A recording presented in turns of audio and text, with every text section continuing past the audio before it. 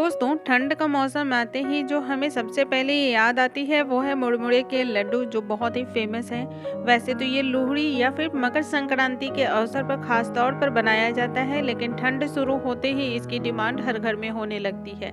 खाने में बहुत ही हल्का होता है और ये बहुत ही फायदेमंद भी है।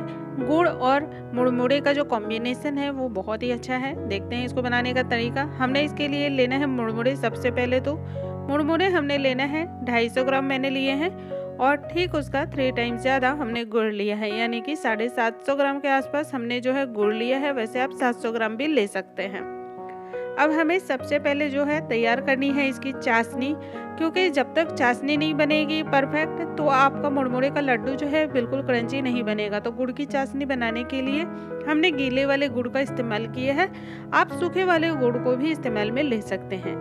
तो कढ़ाई को हम ऑन कर लेंगे और हम इसमें गुड़ को इस तरह से पलट लेते हैं। फ्लेम हमने बिल्कुल ही लो रखना है।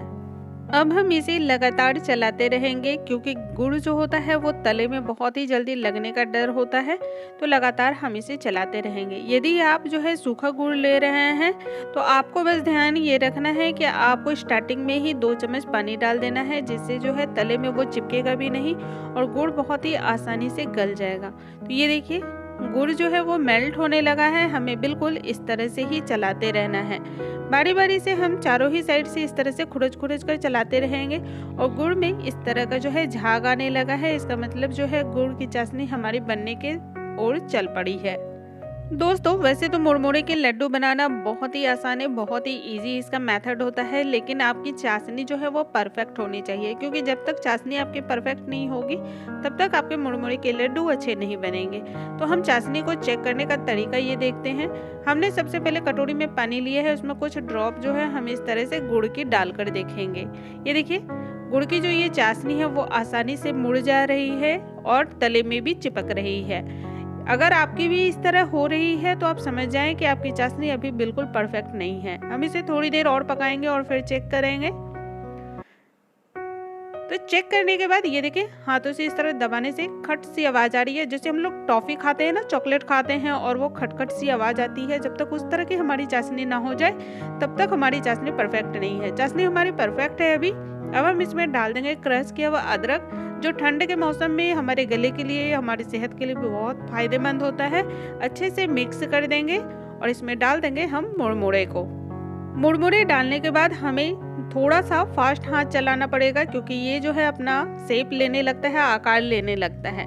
तो फ्लेम अभी हमने ऑफ नहीं किया है। पहले एक बार हम अच्छे से इसे मिक्स कर लेंगे, फिर फ्लेम को ऑफ करेंगे, नहीं तो गुड़ की बाइंडिंग होनी शुरू हो जाती है। ये देखिए, अच्छे से हमने इसे मिक्स कर लिया है। अब फ्लेम को हम ऑफ कर देंगे और कढ़ाई को नीचे उतार लेंगे। हाथों में आप चाहें तो हल्का सा ऑयल भी लगा सकते हैं, ताकि आपके हाथों में मुरमुरे चिपके नहीं, और या फिर आप चाहें तो हल्का सा पानी से हाथ को गीला कर सकते हैं।